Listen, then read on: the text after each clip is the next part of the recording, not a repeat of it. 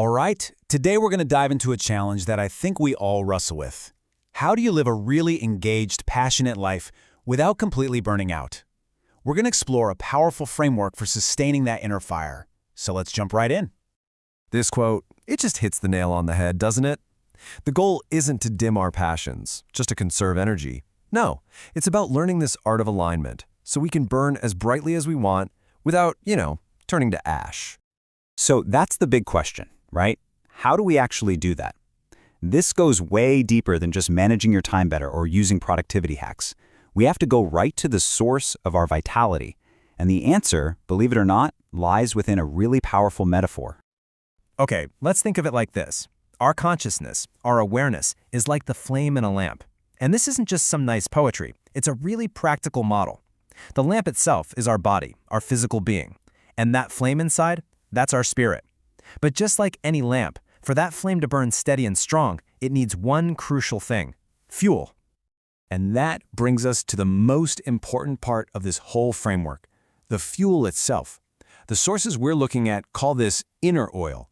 Without it, the flame sputters, it dims, and it eventually goes out. So what on earth is this essential fuel made of? And here it is. This inner oil is wisdom. It's the very substance that keeps that feeling of spiritual exhaustion at bay. I want you to think of it not just as some abstract idea, but as a real, tangible resource that we can actually create and store up inside ourselves to keep our light steady. So, what's the recipe for this wisdom? Well, this inner oil has 3 core ingredients. First, reflection, that simple act of turning inward to just see what's really true for you.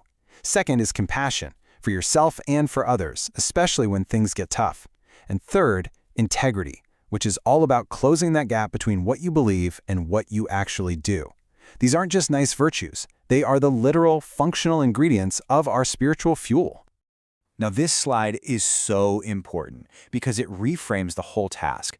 Topping up our inner oil isn't about some massive heroic effort. It's a quiet practice built on small, consistent daily rituals and just a steady awareness. It's about tending to the flame, not trying to force it to be a bonfire. So how does this actually look in our day-to-day life? I mean, it's not enough to just know what the fuel is. We have to understand the rhythm of tending the flame. This is where all that inner work becomes a real, tangible maintenance routine. Okay, this slide presents a critical distinction, a real game changer. So often we burn out because we're in performance mode. We're trying to project a certain light, forcing an outcome, pleasing others.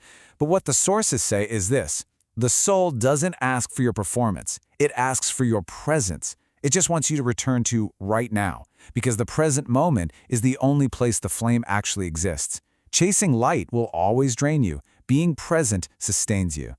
And here are the specific rhythmic practices that help us do just that.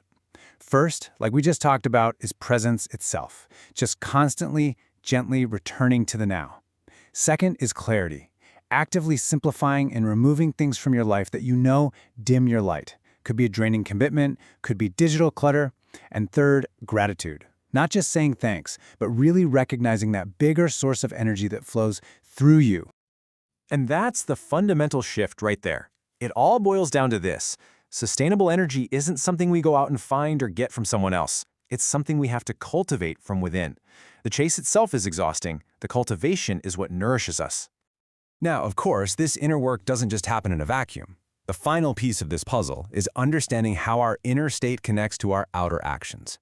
This is where the cultivation of our inner oil becomes visible and, get this, actually becomes self-reinforcing.